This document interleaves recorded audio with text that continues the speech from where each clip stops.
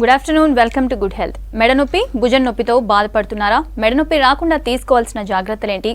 ఇలాంటి నొప్పులకు హోమియోపతిలో ఎలాంటి ట్రీట్మెంట్ అందుబాటులో ఉందో మనకు తెలియజేయడానికి మాస్టర్స్ హోమియోపతి డాక్టర్ రవికిరణ్ గారు మనతో పాటు ఉన్నారు. వారిని అడిగి మరిన్ని విషయాలు తెలుసుకుందాం. Hi doctor, good afternoon. Good afternoon. Yes doctor, ఈ మెడ నొప్పి రావడానికి రీజన్స్ ఏంటి డాక్టర్? మెడ నొప్పి అంటే దాదాపు ఎలా ఉంటుందంటే ఉన్న నొప్పులలో ఎక్కువ శాతం అంటే వెన్నుపూసకు సంబంధించిన విషయానికి వస్తే ఎక్కువ శాతం వరకు బాధపడిన ప్రాబ్లం ఏదైనా ఉందంటే మెడ నొప్పికి సంబంధించింది. మన జీవితకాలంలో ప్రతి ఒక్కరు 100లో 80% మంది పీపుల్ ఏదో ఒక కారణం వల్ల మెడ నొప్పి వల్ల ఇబ్బంది పడుతూ ఉంటారు. దాంట్లో ముఖ్యంగా గుర్తుపెట్టుకోవాల్సింది ఏంటంటే మస్కులర్ పెయిన్. అదే మామూలుగా మనం నిద్రలో పడుకొని లేచేటప్పుడు పట్టేసినప్పుడు మెడలో ఆ స్టిఫ్నెస్ వస్తుంది, అది మజిల్ స్టిఫ్నెస్ వల్ల ఉంటుంది. అలా కాకుండా మనకి సర్వైకల్ ఏవైతే మన ఉన్నాయో స్పైనల్ కార్డ్స్లలో సర్వైకల్ రీజన్లో ఎప్పుడైతే తేడా కొడుతుందో అప్పుడు వచ్చే తేడాలు చాలా దారుణంగా ఉంటాయి. వాటి వల్లే మనకి ఇబ్బందులు ఎక్కువగా అవుతూ ఉంటాయి. అందుకు బెస్ట్ ఏంటంటే సర్వైకల్ స్పాండిలోసిస్, రెండోది సర్వైకల్ డిస్క్ ప్రొట్రూషన్, మరి సర్వైకల్ స్టెనోసిస్ అంటే నరాల యొక్క థింగ్స్ అన్ని డ్యామేజ్ అవ్వటం కానీ, కొన్నిసార్లు క్యాన్సర్ కేసెస్లో కానీ, కొన్నిసార్లు మనకి వేరే కేసెస్ లింఫ్ నోడ్ ఎన్లార్జ్మెంట్ల వల్ల కానీ, లేకపోతే ప్యాథలాజికల్ డిసీజెస్ ఏవైతే ఉన్నాయో టీబీ కానీ, లేకపోతే మెనింజైటిస్ కానీ, వీటి కారణాల వల్ల కూడా మెడ నొప్పి వచ్చే అవకాశాలు ఉన్నాయి. అండ్ మిగతా విషయాలు అయితే మీకు తెలిసిందే. ఏదైనా పాత ఇంజురీస్ ఉండిపోయి అలాగే దెబ్బపడి ఉండి అక్కడ ఫ్రాక్చర్స్ గట్రా ఏమైనా అయినప్పుడు వచ్చే ప్రాబ్లమ్స్ కూడా స్పైనల్ కార్డ్లో మనకు కనబడుతూ ఉంటాయి. కాకపోతే 70 నుంచి 80% కారణాలు మాత్రం మనకి వెన్నుపూసలు ఏదైతే సర్వైకల్ రీజన్లో వచ్చిన ప్రాబ్లమ్స్ ఏవైతే ఉన్నాయో దానివల్ల ఎక్కువ మంది ఇబ్బంది పడుతూ ఉంటారు. ఈ నెక్ పెయిన్ అనేది కొంతమందికి స్ట్రెస్ వల్ల వస్తూ ఉంటుంది, కొంతమందికి రెగ్యులర్గా కూడా దీన్ని ఫేస్ చేస్తూ ఉంటారు, ఇబ్బంది పడుతూ ఉంటారు. అయితే ఎన్నిసార్లు వచ్చినా కానీ లైట్ తీసుకుంటూ ఉంటారు. దీన్ని ఎంత సీరియస్గా తీసుకోవాలి అని అంటారు? ఇప్పుడు అంతకుముందు కంటే ఈ కాలంలో ఎప్పుడైతే మనకు సాఫ్ట్వేర్ ఇండస్ట్రీస్ ఎక్కువైపోయాయో, లేకపోతే డిస్క్ వర్క్ ఎక్కువైపోయిందో, ఎప్పుడైతే మొబైల్స్ ఎక్కువగా వచ్చేసాయో, ట్యాబ్స్ కంప్యూటర్స్ ఎక్కువగా వాడడం మొదలెట్టారో అప్పటి నుంచి సర్వైకల్ యొక్క థింగ్స్ ఎక్కువగా రావడం ప్రాబ్లం ఎక్కువైందండి. దీన్ని ఖచ్చితంగా మనం సీరియస్గా తీసుకోవాల్సిన అవసరం ఉంది. అంటే దీనివల్ల ప్రాణానికి ప్రమాదం అంటే ఏముండదు, కానీ ఎప్పుడైతే ఇది ఎక్కువైపోతుంటుందో మెడ నొప్పి రావటం, లేకపోతే మనం ఎటువంటి పనులు చేయలేకపోవటం, కళ్ళు తిరిగిపోవటం, లేకపోతే మనం నడుస్తున్న బ్యాలెన్స్ లేకుండా ఉండటం, ఆ మొత్తం లాగుతూ ఉంటుంది. ఓన్లీ మెడ అంటే మెడ లాగటం ఉండదు, ఈవెన్ చేతుల్లోకి రావటం, ఆ చేతుల్లోకి వచ్చిన తర్వాత తిమ్మిళ్ళు వచ్చేయటం, రక్త ప్రసరణ లాంటిది అయిపోవటం, ఆగిపోవడం వల్ల మనకి ఏమనిపిస్తుంది అంటే ఒక్కొక్కసారి పక్షవాతం లాంటి లక్షణాలు ఉండొచ్చు, లేకపోతే ఇది పక్షవాతానికి మారిపోద్దా అన్న కొంతమందికి డౌట్స్ ఉంటాయి. అంటే అన్లెస్ ఇది బాగా సీరియస్ అయితే ఆ విషయాల్లో తప్ప మిగతా వాళ్ళు అంత సీరియస్నెస్ ఉండదు. కానీ ఒకవేళ సీరియస్ అయింది అంటే మాత్రం ఈ చోట్లుగా చెయ్యి పడిపోయే అవకాశాలు కానీ, లేకపోతే ఈ నమ్నెస్ ఎక్కువైపోయి స్పర్శ కోల్పోయే అవకాశాలు ఎక్కువగా ఉంటాయి. అంటే నేను చెప్పడం ఏంటంటే లైఫ్ ఏదైనా థ్రెట్ అవుతేనే మనకు డేంజర్ అని కాకుండా మీరు రోజువారీ కార్యక్రమాలు ఏవైతే ఉన్నాయో, రోజు మీరు చేసే పనులు ఏవైతే ఉన్నాయో, ఎప్పుడైతే ఇవి డిస్టర్బ్ అయిపోతాయో ఆటోమేటిక్గా మీ లైఫ్లో ప్రతి థింగ్ డిస్టర్బ్ అయిపోతూ ఉంటుంది. మార్నింగ్ లెగ్గానే మెడ నొప్పితో ఉండటం, ఏ పని చేయలేకపోవటం, ఆ తర్వాత చాలా బాధపడటం లాంటి లక్షణాలు ఎక్కువగా ఉన్నాయనుకోండి, మీరు ఆఫీస్ వర్క్ చేయలేరు, ఇంటి వర్క్ చేయలేరు, చదువుకోలేరు. సో ఆటోమేటిక్గా ఈ స్ట్రెస్ చాలా ఇబ్బంది పెడతా ఉంటుంది. సో సర్వైకల్ రీజన్లో ఏదైతే ఉందో, మెడ భాగంలో ఏదైతే ఇబ్బందులు ఉన్నాయో అది ఖచ్చితంగా క్లియర్ చేసుకుంటేనే బాగుంటుంది అనిపిస్తుంది. డాక్టర్, నెక్స్ట్ కాల్ తీసుకుందాం. సుదర్శన్ గారు, చెప్పండి మీ ప్రాబ్లం ఏంటి? డాక్టర్ ఉన్నారు, మాట్లాడండి. హలో, చెప్పండి సుదర్శన్ గారు. మాకు ఇది బ్యాక్ పెయిన్ అండి, నరము ఇలా గుంజుతా ఉంటుంది బాగా. ఓకే. అంటే డాక్టర్ కు ఎంఆర్ఐ తీసినప్పుడు ఏమైందంటే L4, L5 ప్రాబ్లం ఉంది మీకు అంటున్నారండి. దానికి ఓకే. అంటే మీరు ఏం చేస్తుంటారు? నేను యాక్చువల్గా బిజినెస్ మామూలుగా బిజినెస్. ఎక్కువ బైక్ డ్రైవింగ్ అది ఉంటుందా, లేకపోతే షాప్లో ఏదైనా బరువు ఎత్తడం కింద పెట్టడం లాంటిది ఉంటుందా? జర్నీ ఉంటుంది కొద్దిగా. సో జర్నీ ఎక్కువగా ఉన్నప్పుడు ఏమవుతుందంటే వాళ్ళు నిజంగానే మీకు L4, L5లో వచ్చిన ఇబ్బంది వల్ల మీరు ఇబ్బంది పడుతూ ఉన్నారు. అది నాకు తెలిసి డిస్క్ ప్రొట్రూషన్ అయ్యి ఉంటుంది. అంటే ఒకదాని మీద ఒక డిస్క్ ఎక్కువ కంప్రెస్ అయిపోవడం వల్ల లోపల ఉన్న ఒక మెటీరియల్ ఏదైతే స్పైనల్ మెటీరియల్ ఉంటుందో అది కొంచెం బయటకు వెల్జ్ అయిపోయి అక్కడ ఉన్న లోపల నర్వ్ని బాగా కంప్రెస్ చేస్తూ ఉంటుంది. దానివల్ల అది మీకు ఎప్పుడు లాగుతూ ఉంటుంది. అంటే బైక్ డ్రైవ్ స్టార్ట్ అవ్వగానే నొప్పి ఉండదు, కానీ ఒక 2-3 సార్లు డ్రైవింగ్ చేసిన తర్వాత మెల్లమెల్లగా ఈవినింగ్ టైం కల్లా మీకు ఆ నొప్పి అనేది క్లియర్గా తెలిసిపోతుంటుంది. మనుషుల నడుము బాగా లాగుతున్నట్టు అనిపించడం, కిందికి లాగుతున్నట్టుగాను, లేకపోతే కొన్నిసార్లు ఎక్కువైనప్పుడు పొడిచినట్టుగా అనిపించడం, అంతకుమించి ఎక్కువైనప్పుడు మార్నింగ్ లేవగానే నడుము స్టిఫ్నెస్ లాగా అనిపించడం లాంటివి జరుగుతూ ఉంటాయి. ఇది ఎక్కువ శాతం మనకు లుంబార్ స్పాండిలైటిస్ అంటూ ఉంటారు. ఈ లుంబార్ స్పాండిలైటిస్కి హోమియోపతి అండ్ బెస్ట్ మెడికేషన్స్ ఉన్నాయి సుదర్శన్. మీరు ఎట్లాగో హైదరాబాద్లో ఉంటారు కాబట్టి మంచి హోమియోపతి డాక్టర్ని కన్సల్ట్ చేసి ట్రీట్మెంట్ మొదలెట్టి కొన్ని ఎక్సర్సైజ్ మొదలెట్టినట్టయితే ఖచ్చితంగా క్లియర్ అవుతాయి. కాకపోతే ఇంత చిన్న ఏజ్లో ఇది లుంబార్ స్పాండిలైటిస్ వచ్చింది అంటే ఖచ్చితంగా ఎక్కడో బోన్ స్ట్రెంత్ కానీ లేకపోతే నర్వ్ స్ట్రెంత్ కానీ కూడా వీక్ ఉంటుంది. దాన్ని కూడా మనం కవర్ చేసుకోగలిగితే మీకు పర్మనెంట్గా మళ్ళీ ఎప్పటికీ రాకుండా ఉంటుంది. అండ్ రెండోది మీ యొక్క బైక్ షాక్ అబ్జర్వ్స్, మీరు వెళ్ళే రూట్స్లో ఉండే థింగ్స్ కూడా మీరు జాగ్రత్తగా గమనించుకుని ముందుకెళ్తే ఈ ప్రాబ్లం మళ్ళీ రిపీట్ కాకుండా ఉంటుందండి. డాక్టర్ నెక్స్ట్ కాల్ తీసుకుందాం. రాములు గారు చెప్పండి, మీ ప్రాబ్లం ఏంటి చెప్పండి. డాక్టర్ ఉన్నారు. ఎస్ డాక్టర్ ఉన్నారు, మాట్లాడండి సార్. నమస్కారం సార్. రాములు గారు చెప్పండి సార్. సార్ నేను ఈ స్పైండిలైటిస్ మెడల్ నొప్పి ఉన్నాయి సార్. నాకు గత 10 years బ్యాక్ వచ్చింది సార్ నాకు. ఓకే. అయితే మళ్ళీ నేను ఎల్ఐసి ఎంప్లాయ్ సార్ నేను. ఓకే. ఈ అప్పుడు వరంగల్నప్పుడు ఆపరేషన్ చేస్తున్నట్టే వద్దని చెప్పింది సార్, వద్దని చెప్పింది కొంతమంది సజెషన్ ఇచ్చి. అవును. మళ్ళీ 5 వచ్చింది సార్, ఇక్కడ ఎస్కేఎస్ లో కోసం వచ్చింది సార్. మళ్ళీ ఎస్కేఎస్ లో చూసినాక తర్వాత అలా చేసిన శ్రీధర్ సార్ మళ్ళీ మొన్న ఒక 1 year బ్యాక్ మళ్ళీ పోయింది సార్. ఓకే. వాళ్ళు కూడా ఆపరేషన్ అంటే నేను వద్దని చెప్పి వచ్చేసాను. ఇప్పుడు పర్వాలేదు కానీ బెల్ట్ పెట్టుకున్నా. ఈ ప్రయాణం చేస్తే మాత్రం ఇంటికి వచ్చే ఒక చేతులు ఎమ్మడే పైతలేదు సార్, మన రాయడం రావట్లేదు. ఓకే రాములు, ఇప్పుడు మీ ఏజ్ ఎంత? నాది ఒక 55 సార్. 55 years. ఓకే. అంటే 2-wheeler డ్రైవింగ్ ఎక్కువ ఉంటుందా, 4-wheeler ఉంటుందా? 2-wheeler sir. 2-wheeler ప్లాన్ చేస్తా, లేదంటే 2-wheeler సార్. ఇప్పుడు నేను అనేది ఏంటంటే మీరు సర్జరీ చేయించకపోవడం అనేది మంచి డిసిషనే, నేను కాదనట్లేదు. కానీ దానికి తగ్గట్టుగా ట్రీట్మెంట్ కూడా మీరు తీసుకుని ఉంటే ఈరోజు సర్వైకల్ స్పాండిలైటిస్ ప్రాబ్లమ్ని మీరు చాలా మట్టుకు కంట్రోల్ చేసుకుని ఉండేవాళ్ళు.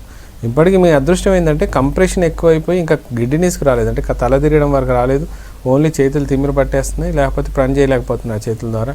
దీనికి ఇమ్మీడియట్గా మంచి హోమియోపతి డాక్టర్ని కన్సల్ట్ చేసుకుని ట్రీట్మెంట్ మొదలెట్టండి రాములు గారు. డెఫినెట్గా ఈ ప్రాబ్లం సాల్వ్ అయిపోద్ది. మీరు వెళ్ళటం, వాళ్ళు సర్జరీ అంటాం, మీరు కాదంటాం. ఏజ్ పెరుగుతున్న కొద్దీ మళ్ళీ ఆస్టియోఫైట్ స్టార్ట్ అవుతుంది, అంటే అరుగుదల కూడా మొదలైపోతుంటుంది. అరుగుదల మొదలైన తర్వాత మనం కూడా ఏం చేయలేని పరిస్థితి. సో బిఫోర్ 60 మీరు తొందరగా దీన్ని రిజల్ట్స్ తీసుకురాగలగాలనుకుంటే ఖచ్చితంగా హోమియోపతి డాక్టర్ని కన్సల్ట్ చేసి వాళ్ళు చెప్పిన ఎక్సర్సైజెస్, మళ్ళీ ఫుడ్ ప్లస్ మెడిసిన్, ఈ 3 కాపర్గా మనం బ్యాలెన్స్ చేసుకోగలిగితే మీ మెడను కంప్లీట్గా క్లియర్ అవుద్ది, ఎటువంటి ఇబ్బంది లేకుండా సెట్ అయిపోతారు. ఎస్ డాక్టర్, అయితే స్లీపింగ్ పోస్చర్స్ కానీ లేదంటే సిస్టమ్ ముందు కూర్చొని ఎక్కువసేపు వర్క్ చేయడం కానీ ఇలాంటి వాళ్ళు కూడా ఆ పోస్చర్స్ని వంకరకు కూర్చోవడం ఇలా చేస్తూ ఉంటారు కదా, దీనివల్ల కూడా నెక్ పెయిన్ వచ్చే అవకాశం ఉంటుంది అంటారా? ఏదైనా ఇప్పుడు సపోజ్ మనకి ఎప్పుడైనా నెక్ గమనించినట్లయితే మనం ఈ తల యొక్క బరువు ఒక 5 kgs to 8 kgs మనం ఎస్టిమేషన్ వేసుకున్నప్పుడు ఇదైతే మనం ఈ పోస్చర్స్లో మెయింటైన్ చేసినప్పుడు ఏమవుద్దంటే అది కరెక్ట్గా అలైన్మెంట్లో ఉంటుంది. ఆ గురుత్వాకర్షణ శక్తికి మనకు అది బ్యాలెన్స్గా ఉండే అవకాశం ఉంటుంది. ఎప్పుడైతే మీరు ఏమాత్రం మీరు మామూలుగా బెండ్ చేసినా లేకపోతే ముందుకు వంగినా ఇలా చేసుకుంటున్నప్పుడు ఈ వెన్నుపూస మీద 5 kgల బరువు ఉండాల్సిన తల 8 kgలను ఇంకా బాగా 90 degrees వంటేసరికి 14 kgల బరువు, అంటే డబల్ అయిపోతుంటుంది. ఆ వెయిట్ బేరింగ్ కెపాసిటీ అనేది మెల్లిమెల్లిగా వెన్నుపూసకు తగ్గిపోతుంటుంది. సర్వైకల్ రీజన్స్కి డిస్క్లకు అయితే ఇంకా బాగా తగ్గిపోతూ ఉంటుంది. ఆటోమేటిక్గా అప్పుడు డిస్క్ ప్రొట్రూషన్ కానీ లేకపోతే మనకు ఆస్టియోఫైట్స్ ఫార్మేషన్ కానీ లేకపోతే స్టీనోసిస్ కానీ డెవలప్ అయ్యే అవకాశాలు ఎక్కువ ఉంటాయి. అందుకనే మీరు పడుకునే పొజిషన్ చాలా ఇంపార్టెంట్, కూర్చొని వర్క్ చేసే పొజిషన్ ఇంపార్టెంట్, అండ్ క్యాజువల్గా మాత్రం తీసుకోవద్దు. అండ్ ఎర్లీ ఏజెస్లో మీకు అది చాలా మటుకు ఇండికేషన్ ఇస్తూ ఉంటుంది, నడుము పట్టేసినట్టు అనిపించడం, మెడ పట్టేసినట్టు అనిపించడం. దాన్ని మళ్ళీ మీ నెక్ మూమెంట్ అటు ఇటు సెట్ చేసుకొని రిలాక్స్ అవ్వగానే రిలాక్స్ అయినట్టు అనిపిస్తుంటుంది, కానీ తర్వాత రోజుల్లో అది డ్యామేజ్ చేసుకుంటూ వెళ్ళిపోతూ ఉంటుంది. సో స్ట్రెస్ పొజిషన్స్ మెయింటైన్ చేయాలంటే దాదాపు ఈ పొజిషన్ మెయింటైన్ చేయండి. పడుకుంటప్పుడు దిండు ఇంతలావు దిండు కాకుండా ఎంతవరకు అవసరం ఉందో అంతే దిండు పెట్టుకొని ఈ షోల్డర్ నెక్ మధ్యలో ఉన్న డీల్ని పర్ఫెక్ట్గా మేనేజ్ చేసుకుని ఉంటే అది కవర్ అయిపోతుంటుంది. హార్డ్గా కాకుండా మరీ మెత్తగా కాకుండా బ్యాలెన్స్ ఉండేటట్టు చూసుకోవడం చాలా ఇంపార్టెంట్. రెండోది, చాలామందికి పడుకునేటప్పుడు ఈ షోల్డర్ జాయింట్ మీద పడుకునే అలవాట్లు ఎక్కువ మందికి ఉంటాయి. అది కూడా ఒక్కొక్కసారి మనకి ఏమవుతుందంటే కంప్లీట్గా నమ్ అయిపోతుంటుంది, నరువు మీద కంప్రెస్ ఎక్కువ అవుతూ ఉంటుంది. ఆ జాగ్రత్తలు కూడా తీసుకోవాల్సి ఉంటుంది. అంటే ఎర్గోనామిక్స్ అనేది ఖచ్చితంగా ఫాలో చేయాల్సి ఉంటుంది, లేకపోతే చాలా ఇబ్బందులు అవుతాయి అన్నమాట. డాక్టర్, ఈ నెక్ పెయిన్తో పాటు ఇంకొకటి భుజం నొప్పితో కూడా చాలా మంది ఇబ్బంది పడుతూ ఉంటారు. అండ్ నెక్ పెయిన్తో పాటు భుజం నొప్పి కూడా వస్తూ ఉంటుంది. అసలు భుజం నొప్పి రావడానికి రీజన్స్ ఏంటి? మీరు అన్నట్టు రేడియేటింగ్ పెయిన్స్లలో మనకు భుజం నొప్పులు ఉంటాయండి. భుజం నొప్పులు రావడానికి మేజర్ రీజన్ ఏంటంటే మీకున్న డిసీజెస్.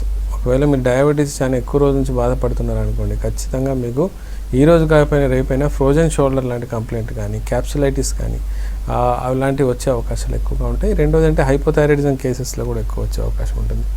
అలా కాకుండా మామూలుగానే మన బాడీ మొత్తంలో చాలా ఈజీగా మూవ్ అయ్యే జాయింట్ ఏదైనా ఉంది లేదా ఫ్రీగా మూవ్ అవుతున్న జాయింట్ ఏదైనా ఉందంటే షోల్డర్ జాయింట్, అదే భుజం సంబంధించింది.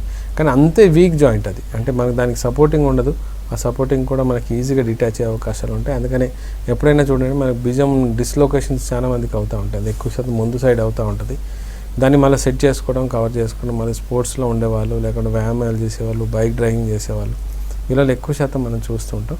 కొన్ని కేసెస్లో భుజం నొప్పికి సంబంధించి రేడియేటింగ్ పెయిన్స్ ఉంటాయి, అంటే హార్ట్కి సంబంధించి ఉన్నప్పుడు కూడా భుజం నొప్పి వచ్చే అవకాశం ఉంటుంది.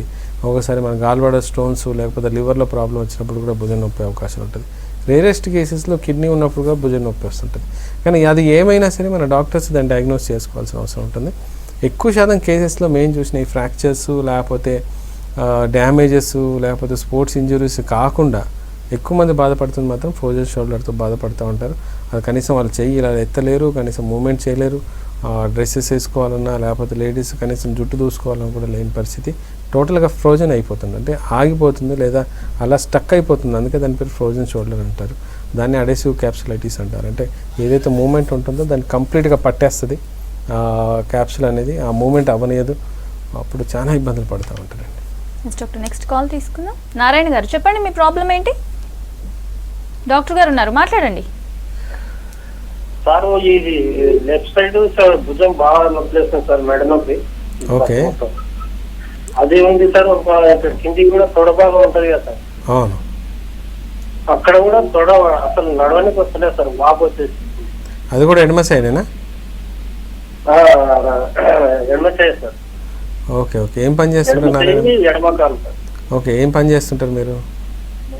వ్యవసాయం చేస్తుంటాం సార్. వ్యవసాయం చేస్తుంటారు. ఎప్పుడైనా బరువు ఎత్తేటప్పుడు ఏదన్నా భుజం మీద కానీ, మెడ మీద కానీ, కాలు మీద కానీ, నడుము మీద కానీ ఏమైనా పడిందా దెబ్బ? మనము పైన పెట్టుకున్నామంటే ఇటు పక్కన నొప్పిలేస్తారు సార్, భుజం నెత్తి పైన బరువు మోస్తుంటే నొప్పి లేస్తారు సార్, బాగా నొప్పి. నార్మల్గా ఏమైందంటే నారాయణ, అందులో నిజంగానే ఆ షోల్డర్లో ఒకటి అడెసివ్ క్యాప్సులైటిస్, అంటే ఇంతకుముందు నేను చెప్పినట్టుగా అది మొత్తం పట్టేసింది. రెండోది అరిగిపోయినాయి. అరిగిపోవడం వల్ల కూడా మీరు చేసిన వ్యవసాయం పనుల వల్ల కూడా అరిగిపోయింది. అందుకని నీకు నడుము లెవెల్లో పెయిన్ ప్రాబ్లం వచ్చి అది తొడ లెవెల్కి ప్రాబ్లం పాకుతుంది. రెండోది అయితే చర్మ, దీని అయితే షోల్డర్ అయితే ఖచ్చితంగా అక్కడ భుజం దగ్గర ఉన్న ప్రాబ్లమే. దీనికి ఏం చేయాలంటే ఫస్ట్ మీకు వీలు పడితే, అంటే మీరు అఫోర్డ్ చేసుకోగలిగితే ఎంఆర్ఐ తీయడం చాలా అవసరం మన లెఫ్ట్ షోల్డర్ది. రెండోది ఎడమ కాళ్ళు, అంటే నడుముది ఎక్కువ తీసుకోవడం అవసరం, అంటే ఏం జరుగుతుందో తెలియడానికి. వాపు కూడా వచ్చింది తొడ దగ్గర అంటున్నావు కాబట్టి నా సజెషన్ అయితే ఎంఆర్ఐ ఒకసారి తీసుకుని దాంట్లో ఏం డ్యామేజ్ జరుగుతుందో తెలియదు. లేదా అది మనం అఫోర్డ్ చేయలేము, అది పెట్టుకోలేకపోతున్నాం అంటే కనీసం ఎక్స్రే అయినా తీసే ప్రయత్నం అయితే చెయ్యి. అది చేసేసి దగ్గరలో ఉన్న మంచి హోమియోపతి డాక్టర్ని కన్సల్ట్ చేసుకోగలిగితే దీన్ని ఎట్లా ఆపాలి, దీని నుంచి ఎట్లా రికవర్ చేయాలనేది మీకు ట్రీట్మెంట్ ఇస్తారు. హోమియోపతి ట్రీట్మెంట్లో దీనికి చాలా మంచి మెడిసిన్స్ ఉన్నాయి. ఆ ట్రీట్మెంట్ వాడుకున్నట్లయితే ఆటోమేటిక్గా మీకు బోన్లో, అంటే ఎముకలలో బలం వస్తుంది, నరాలలో బలం వస్తుంది, ఆ వాపు తగ్గిపోతుంది, మళ్ళీ చేతులు నార్మల్గా యథావిధిగా మీరు పని చేసుకుంటారు. కాబట్టి దగ్గర ఉన్న హోమియోపతి డాక్టర్ని కన్సల్ట్ చేయి. లేట్ చేయొద్దు, అంటే ఇప్పటికి సివియర్ ఏం కాదు, ఈ పక్షవాతానికి అయితే అస్సలు వెళ్ళదు. భయపడద్దు, అంటే ఎడమ సైడ్ మొత్తం పడిపోతుందని మాత్రం అసలు భయపడద్దు. దీనికి ఇంకా టైం ఉంది, దానితో మీ బాడీ కూడా స్ట్రాంగ్గా ఉంటుంది కాబట్టి తట్టుకుంటారని నేను అనుకుంటున్నాను. నెక్స్ట్ కాల్ తీసుకుందాం. డాక్టర్ లింగయ్య గారు చెప్పండి, మీ ప్రాబ్లం ఏంటి? చెప్పండి, డాక్టర్ ఉన్నారు, మాట్లాడండి. నమస్తే సార్. నమస్తే లింగయ్య, చెప్పండి. ఈ ముఖాలు నొప్పి రావడం అవుతుందమ్మా. ఎస్, టీవీ వాల్యూమ్ తగ్గించి మాట్లాడండి. యా, ఇప్పుడు మాట్లాడండి. కాళ్ళ నొప్పి బాగా రావడం అవుతుంది సార్. కాళ్ళ నొప్పులు మోకాళ్ళ నుంచి కింది దాకా లాగుతున్నాయో మోకాళ్ళకే లాగుతున్నాయో? లేదు సార్, ఈ చిప్పని కాళ్ళు చిప్ప ఉంది, కాలు ఉంది. సరే, ఇప్పుడు ఒకటేసారి మరి నేను ఈ సైకిల్ మోటారు చిక్కు కొడుతుంది కదా సార్. అవునవును, అక్కడ లేదు, అదొకటి ప్రాబ్లం ఉంది. కానీ మొత్తం మీద 24 గంటల నొప్పి ఉంటుంది. నీ వయసు ఎంత ఉంటుంది లింగయ్య? నాది 62 సార్. ఓకే ఓకే, ఇప్పుడు అలా చెప్పుకోదగ్గది అయితే ఏమున్నది లింగయ్య. ఇప్పుడు నార్మల్గా అయితే మోకాళ్ళ చిప్పల దగ్గర అయితే అరుగుదల మొదలైంది, అలా డౌట్ లేదు. దీన్ని ఆర్థరైటిస్ అంటారు. మొత్తం వాపు కూడా వచ్చింది, అందుకని మీరు బైక్ కొట్టాలనుకున్నా కూడా మీరు కొట్టలేని పరిస్థితి ఉన్నది. నొప్పి కూడా అంతే ఉన్నది. కాబట్టి దీన్ని మళ్ళీ మనం ఏదైతే కార్టిలేజ్ దీంట్లో అరిగిపోయి ఉందో ఆ కార్టిలేజ్ మళ్ళీ రికవర్ కావాలి. ఆ జాయింట్ స్పేస్లో సైనోవల్ స్పీడ్ ఏదైతే ఉందో అది మళ్ళీ నింపగలగాలి. ఆ లూబ్రికెంట్ వచ్చినప్పుడు నీకు నొప్పి అనేది తగ్గుతుంది. లేకపోతే నొప్పి గోళీలు ఎన్ని రోజులు వాడుకున్నా సరే నీకు పర్మనెంట్ అయితే దీన్ని రిలీఫ్ అయితే రాదు. పర్మనెంట్ రిలీఫ్ రావాలంటే హోమియోపతిక్ ట్రీట్మెంట్ మనం మొదలు పెట్టుకుంటే తప్ప దీనికి ఆన్సర్ లేదు. కాబట్టి ఫస్ట్ హోమియోపతిక్ ట్రీట్మెంట్ స్టార్ట్ చేసుకుని దగ్గరలో మంచి నాగర్ కర్నూలు దగ్గరలో మంచి హోమియోపతి డాక్టర్స్ ఉంటారు, లేకపోతే హైదరాబాద్లో కూడా అవైలబుల్ ఉన్నారు. మీ దగ్గరకు వచ్చి వాడుకుంటే ఒక 3 నెలల నుంచి 4 నెలల మధ్యలో అట్లీస్ట్ 6 నెలలలో మొక్కలు మొత్తం మళ్ళీ రిపేర్ అయిపోతుంది, మళ్ళీ నడవగలుగుతాం. అట్లా అని చెప్పి ముందటి ఏజ్ లాగా పర్ఫెక్ట్గా పరిగెడతాను నేను. కాకపోతే మీ ఇంటి పని మీరు చేసుకోగలిగి బైక్ అవి చిన్న చిన్న పనులు చేసుకునేంతగా మోకాలు సెపరేట్ సెట్ అయిపోతుంది, అందులో డౌట్ లేదు. ఓకే డాక్టర్, నెక్స్ట్ కాల్ తీసుకుందాం. దేవిదాస్ గారు చెప్పండి, మీ ప్రాబ్లం ఏంటి చెప్పండి. డాక్టర్ ఉన్నారు, మాట్లాడండి. చెప్పండి దేవిదాస్ గారు, డాక్టర్ గారు ఉన్నారు, మాట్లాడండి. సార్ నమస్తే, మేము మధులాబాద్ దేవిదాస్ చెప్పండి. ఏం లేదు సార్, నాకు ఒక్కొక్కసారి వన్ సైడ్ నాకు అంటే బీచున్నది సార్.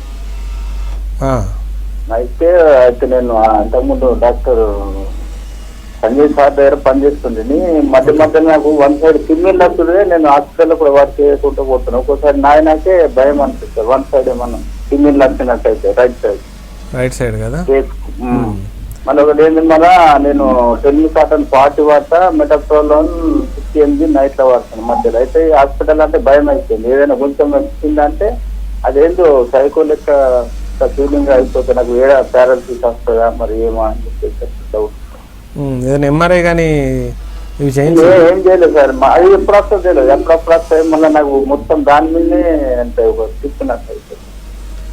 సరే దేవదాస్, నార్మల్గా ఏంటంటే మనకి అది అర్థమైంది, కొంచెం ప్యానిక్ అటాక్స్కి వెళ్తున్నారు మీరు.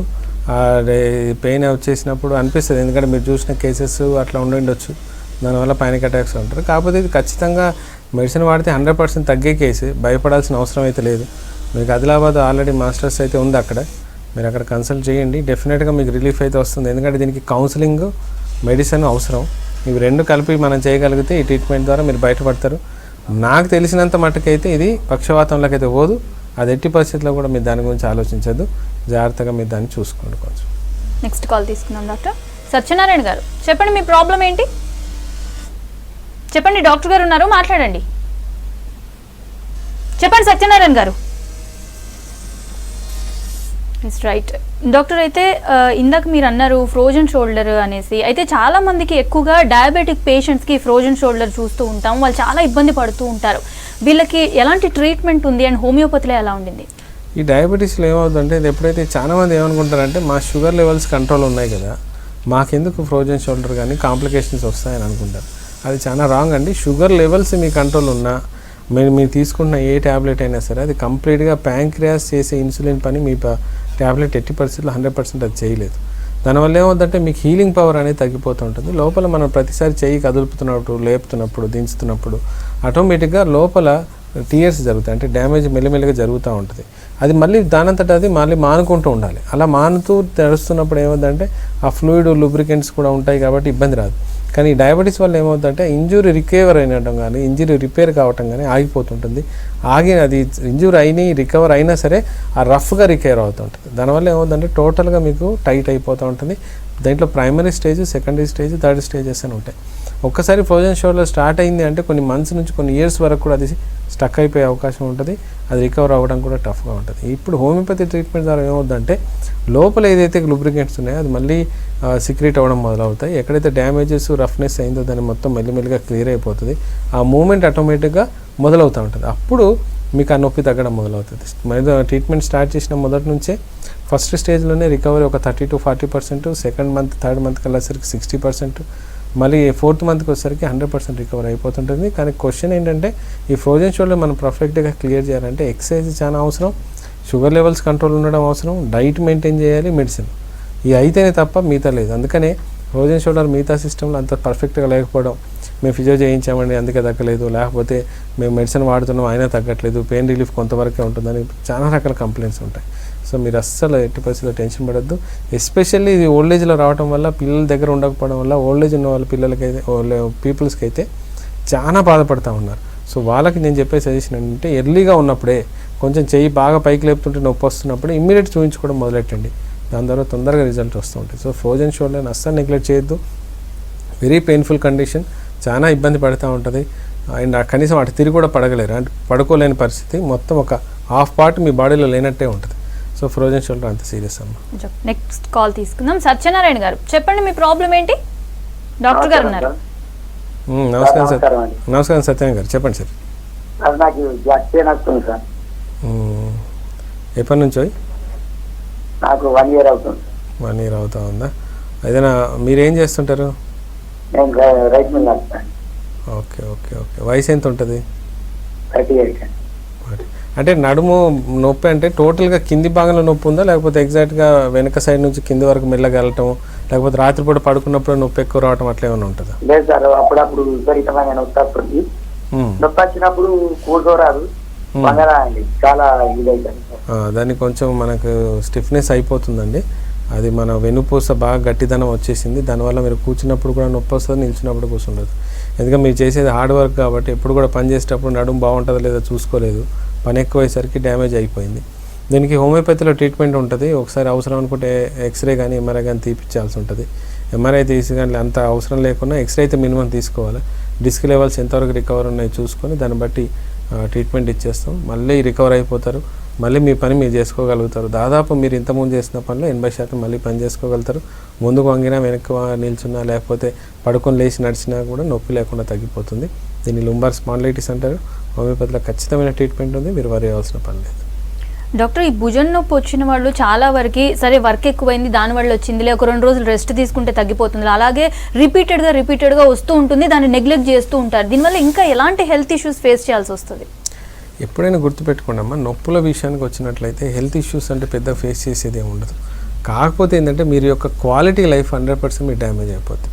సపోజ్ మీ షర్ట్ స్నానం చేశారు, షర్ట్ వేసుకోవాలనుకున్నాను, మీరు షర్ట్ వేసుకోలేని పరిస్థితి, కనీసం నీళ్లు పోసుకుందామంటే నీళ్ళు వేసుకోలేని పరిస్థితి. ఇంతకంటే మీరు మూమెంట్ రానప్పుడు, ఈ చేయి ముందుకు రానప్పుడు దాదాపు మీరు చేసే పనులలో 70 నుంచి 80% పనులు మీరు చేయలేని పరిస్థితి, ఇంకొకళ్ళ సపోర్ట్ తీసుకోవాల్సిన పరిస్థితి వస్తూ ఉంటుంది. సో దానికి మనం కాంప్రమైజ్ కాకుండా కవర్ అయిపోవాలి, ఇంకొకరి మీద డిపెండ్ అవ్వకుండా లైఫ్ లీడ్ చేసుకోవాలి అనుకున్నప్పుడు ఈ ఫ్రోజన్ షోల్డర్స్ ఎర్లీగా ఉన్నప్పుడు హోమియోపతి ట్రీట్మెంట్ తీసుకోవడం, లేకపోతే మిస్ అయిన ఒక మంచి హోమియోపతి ట్రీట్మెంట్ తీసుకుంటూ ఫిజియోథెరపీ లేదా కొన్ని నేను చెప్పిన ఎక్సర్సైజులు ఫాలోఅప్ చేసుకుంటే ఈ ఫ్రోజన్ షోల్డర్స్ కానీ అడెసివ్ క్యాప్సులైటిస్ కానీ 100% ట్రీటబుల్ ఉంది. ఎందుకు ఇంత నేను గట్టిగా చెప్తున్నా అంటే మిగతా సిస్టమ్స్లలో ఇంత ఎఫెక్టివ్గా 3-4 మంత్స్లో రిజల్ట్ ఇవ్వలేని సిస్టమ్స్ ఉన్నాయి పెయిన్ కిల్లర్లు వాడకుండా. హోమియోపతి అనేది సైడ్ ఎఫెక్ట్ లేకుండా పెయిన్ కిల్లర్స్ వాడకుండా ప్రాబ్లాన్ని తగ్గించి మళ్ళీ రిపీట్ కాకుండా చేస్తుంది. కాబట్టి ఈ సిస్టమ్ గురించి నేను ఇంతగా చెప్తున్నాను. ఫ్రోజన్ షోల్డర్స్తో బాధపడే వాళ్ళు దాదాపు 100 కోట్ల మంది మన ఇండియా, అంటే ఇప్పుడు 140 crores అనుకోండి, 100 crores అని అనుకుంటే దాదాపు దాంట్లో ఒక 5% to 10% పీపుల్ ఫ్రోజన్ షోల్డర్తో బాధపడుతున్నారు. అంటే దాదాపు 5 నుంచి 10 కోట్ల మంది ఫ్రోజన్ షోల్డర్తో బాధపడుతున్నారు ప్రాపర్ ట్రీట్మెంట్ లేకుండా. సో అందుకని హోమియోపతి ట్రీట్మెంట్ గురించి అంత ఒక్క నుంచి చెప్తున్నాను. ట్రీట్మెంట్ ఒకవేళ ప్రాపర్గా తీసుకున్నట్లయితే ఫ్రోజన్ షోల్డర్ 100% క్లియర్ అయిపోతుంది. దాంతోపాటు స్పాండిలైటిస్ రాకుండా ఉంటుంది, లేకపోతే ఈ మిగతావి కూడా ఆగిపోతాయండి. ఎస్ డాక్టర్, నెక్స్ట్ కాల్ తీసుకుందాం. నరసింహులు గారు చెప్పండి, మీ ప్రాబ్లం ఏంటి? నరసింహులు గారు చెప్పండి. చెప్పండి, డాక్టర్ గారు ఉన్నారు, మాట్లాడండి. సార్ నమస్కారం సార్, నేను మెదక్కి మాట్లాడుతున్నాను. నరసింహులు చెప్పండి. ఏం లేదు సార్, మెడలు నొప్పి అనేక మెడలు నొస్తుంటాయి, మెడలు వచ్చిన నెత్తి నెత్తి నొస్తుంటది, మెడల నొప్పి నుంచి కళ్ళు చిన్న చీకటి అవుతాయి, అట్లాగే ఎడమ కాలు తిమిరి వస్తుంది ఈ మధ్యలో. సరే, ఇప్పుడు ఏదైతే నరసింహుడు మెడ నొప్పి ఏది వచ్చి తలనొప్పి కూడా వస్తుంది, దానివల్ల కళ్ళు తిమ్మిరిలో అంటే చీకట్లు అమ్ముతున్నాయి అంటున్నావు కదా, యాక్చువల్గా అది మెడది కాదు, మైగ్రేన్ హెడేక్ సిమ్టమ్. అది మైగ్రేన్ హెడేక్ సిమ్టంలో ఏమవుతుందంటే దీంట్లో మెడ నొప్పితో పాటు తలనొప్పి ఉంటుంది, కళ్ళు కూడా చీకట్లు అమ్ముతాయి. ఎందుకంటే రక్త ప్రసరణ అనేది బ్రెయిన్కి మెల్లమెల్లగా తగ్గిపోవడం వల్ల మొత్తం అంటే డార్క్ కనబడదు, బ్లర్ విజన్ కనబడుతూ ఉంటుంది. అంటే క్లియర్గా ఉండదు విజన్, బాగా టఫ్ అయిపోతూ ఉంటుంది, చీకట్లు వచ్చినట్టు అనిపించడం, కూర్చోవాలనిపించడం లాంటిది ఉంటుంది. ఇది దాదాపు 2nd నుంచి 3rd స్టేజ్కి వెళ్తూ ఉంది మైగ్రేన్ లెవెల్లో. కొంతవరకు సర్వైకల్ స్పాండిలైటిస్ ఉండొచ్చు, కానీ 80% అయితే ఇది మైగ్రేన్ హెడేక్ సిమ్టమే.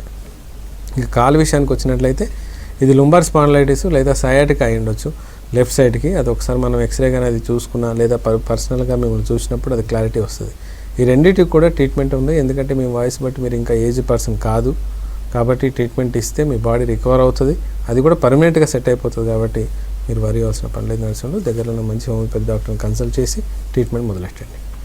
డాక్టర్, భుజం నొప్పికి కానీ మెడ నొప్పికి కానీ మా హోమియోలో మంచి ట్రీట్మెంట్ ఉంది అని అన్నారు. అయితే ఈ ట్రీట్మెంట్తో పాటు మీరేమైనా ఎక్సర్సైజెస్ చెప్తారా? అండ్ అదేవిధంగా డైట్లో రిస్ట్రిక్షన్స్ కానీ ఈ డైట్ తీసుకోండి అని కానీ ఏమైనా చెప్తారా? డైట్ విషయానికి వచ్చినట్లయితే ఖచ్చితంగా మీ బోన్ కానీ నరువు కానీ బాగుండాలంటే 3 ఎలిమెంట్స్ ఖచ్చితంగా ఉండాలి. అంటే మీ బాడీలో ఉండే కాల్షియం లెవెల్స్, దాంతోపాటు పొటాషియము, జింక్ అండ్ ఫాస్ఫేట్, ఈ వీటితో ఉండటం ఒకటి. వాటి మనకి ఎక్కడెక్కడ దొరుకుతాయని చూసుకోండి, నెంబర్ 1. నెంబర్ 2 వైటమిన్ D3కి సంబంధించిన సఫిషియెంట్ లెవెల్స్ మెయింటైన్ అవ్వటం. మన నెంబర్ 3 వైటమిన్ B12. B12 విషయానికి వచ్చినట్లయితే మనకు కొంతవరకు నాన్ వెజిటేరియన్లో ఎగ్ వైట్లో, పాలల్లో, ఆకుకూరల్లో ఎక్కువగా ఉంటుంది. కాల్షియానికి సంబంధించిన ఏదైతే పాలు నాన్ వెజిటేరియన్, ఎగ్స్లలో మనకు ఎక్కువ దొరుకుతుంది.